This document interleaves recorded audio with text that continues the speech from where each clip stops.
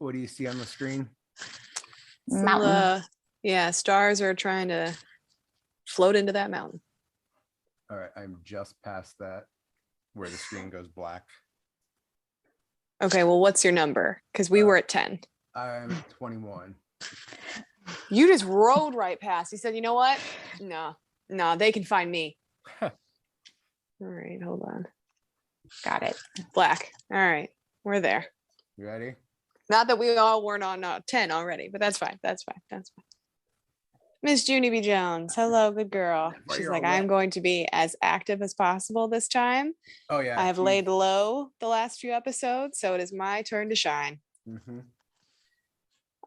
Hey, good morning. It is Sunday. Very, very snowy Sunday in April. I am crazy tired. It has been a crazy hectic few days, and we fell asleep on the couch last night, and poor Seamus O'Brien woke us up pretty early, around 6, for vomiting. So he is not feeling good this morning. So he is just over my shoulder. That's what I have been staring at, just to make sure that he's okay, because his belly does not sound good. So, Jayest of Beans, how the heck are you? I'm doing pretty good. Not as tired as you, because I slept in a bed. Yeah, yesterday was a very busy day. Yeah, so. But I don't love this fucking snow in April. I know, like, I shouldn't be surprised. We live in Ohio. We always get one. We always get one more. Yeah. But it's still annoying. Well, hey, I'm Victoria. Hi, I'm Jay. Hi, I'm Alina from Akron Horrorhounds. Back again. Welcome to the Scary Movie Club.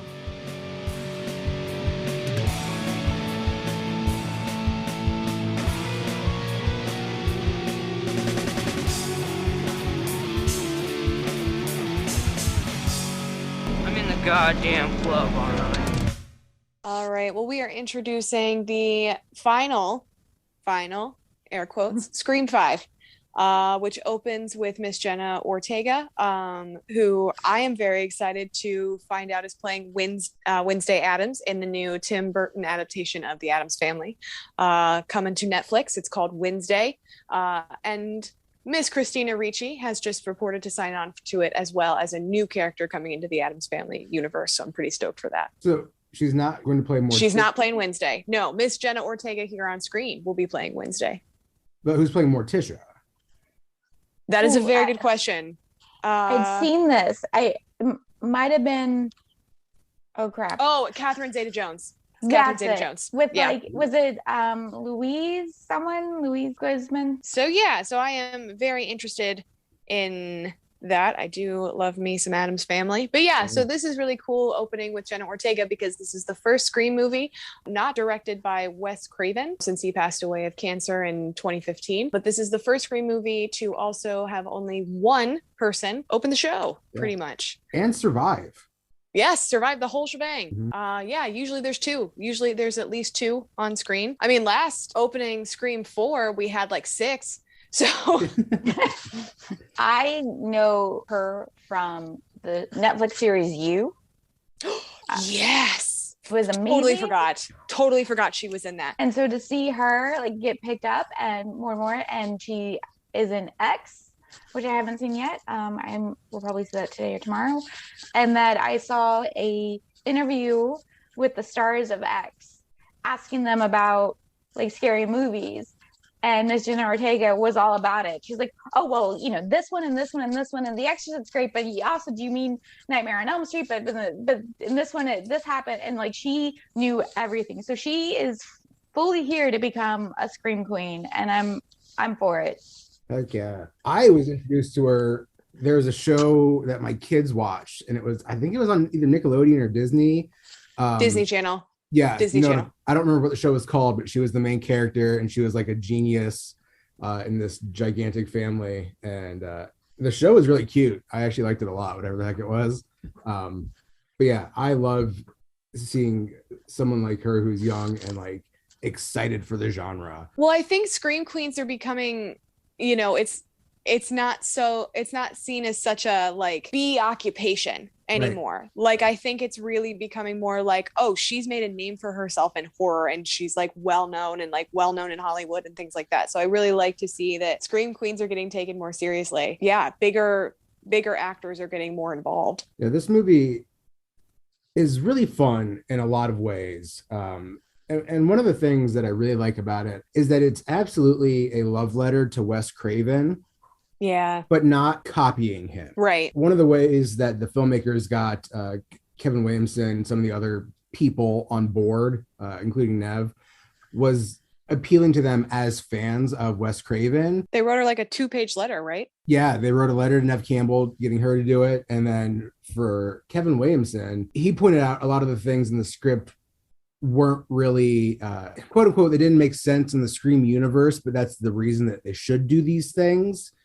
And so I think they're paying homage to Wes Craven as like a pioneering filmmaker by taking a series that he kind of helped create and kickstarting it and doing it the same but different. That's really what I'm going for, is that so they have this intro scene where they're talking about films of the last 10, 15 years and how they're all cheap and whatever. And then so that's an homage to the first Scream movie, obviously. And then in that movie, Wes Craven like redefined the genre of slasher films. And so here they're again changing that genre by having the main character survive the kill scene or the intro kill scene, and then going on to continue throughout the entire movie. So they're paying homage to what Wes did in Scream 1, but then subverting it just like he did with Scream 1. So it's all kinds of homages folding in on each other. I don't know if that made any fucking sense. It did. Like Okay, they're good. trying to subvert Yeah. the thing just like he had, but now to subvert the thing like he had is to subvert his expectation. Exactly. Yes. Thank you. And that's one of the reasons that like Kevin Williamson was so on board. He was like, this is exactly what we set out to do. Let's do it again. And that's exciting to have so much of the remaining original crew be on board for it. You know what I mean? Yeah. Even Deputy Judy Hicks, who is now Sheriff Judy Hicks, she was excited to come back. And so now she's the sheriff and she was super excited to come back and then die a fantastic death later on in the movie. Spoiler. Her death made me sad. Yeah. Oh yeah. I have opinions, good ones, but praise.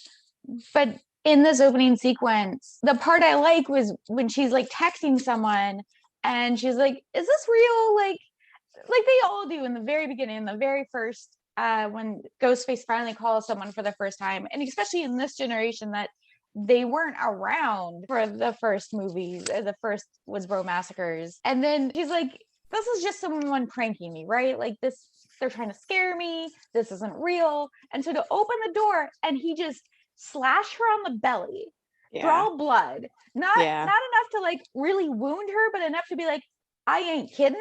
Yeah. And I love that. That's what I'm like, you cut me. You really made me bleed my own blood. No one makes me bleed my own blood.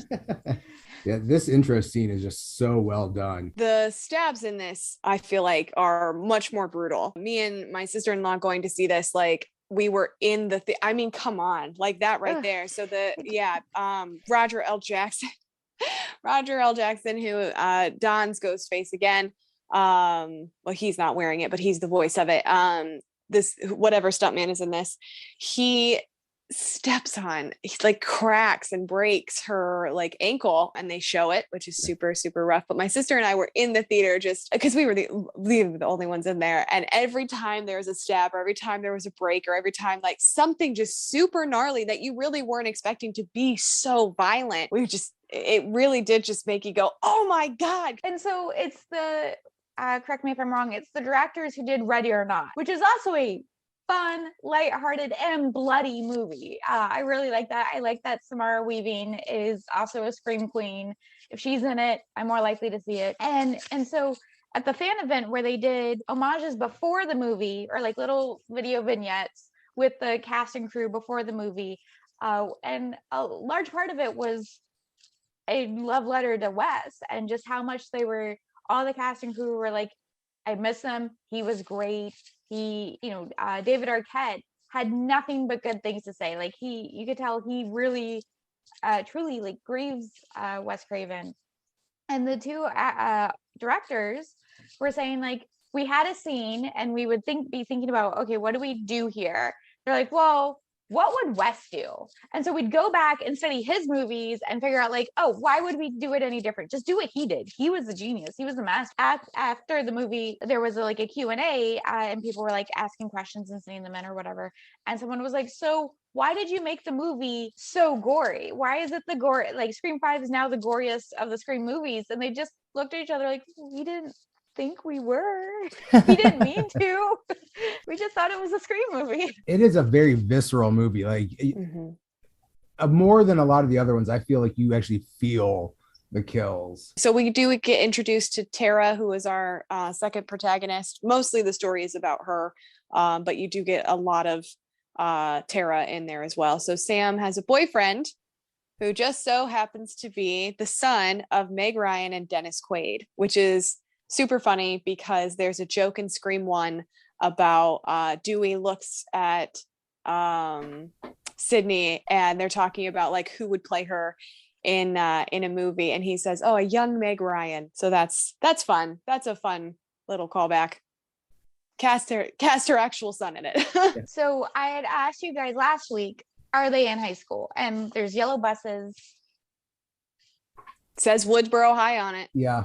So I think that's our answer. They are definitively in high school. Yep.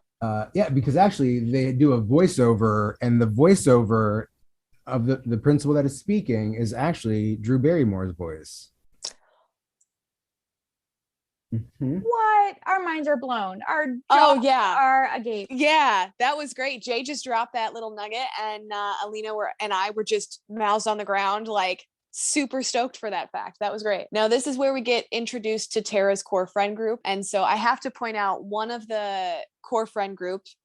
She is a twin. Her and her brother Chad and Mindy. What is it? Meeks something. The actress who plays Mindy is in one of my newer favorite shows called Yellow Jackets on Amazon. Well, it's not on Amazon. It's a Showtime show on Amazon, but oh my God. Yellow Jackets is fantastic. It's like woodland witchcraft and survival and stuff. It's fantastic. It's super, super cool. Good show. 10 episodes, 1 season right now. I've heard so many good things. Like Christina Ricci's in it too, right? Yes, Christina Ricci's in it, and she's mind-blowingly sadistic. It's phenomenal. So this is just like Scream 4. Like, hey, did you watch them in this show? I know her, the chick who plays Mindy, as in The Leftovers, which is a dark but good dramatic show from HBO from, I don't know, like 6 to 10 years ago about what would happen if 2% of the world's population just up and disappeared in an instant. And that happened. So wait, like Thanos? So it's just a Thanos like spinoff? It's a Thanos. Yeah. So in the first 2 minutes of the show, there's a Thanos snap and 2% of the world's population is just gone. Like you could have been holding their hand and now they didn't fade to dust. They're just gone. And everyone's like, where did they go? And so what world would exist like that? And fun thing, mini cults spring up all the time with some sort of like 2% rapture. But she is a main character in season 2, and she's really fun. The guy who plays Wes, 13 Reasons Why, never watched it, on Netflix.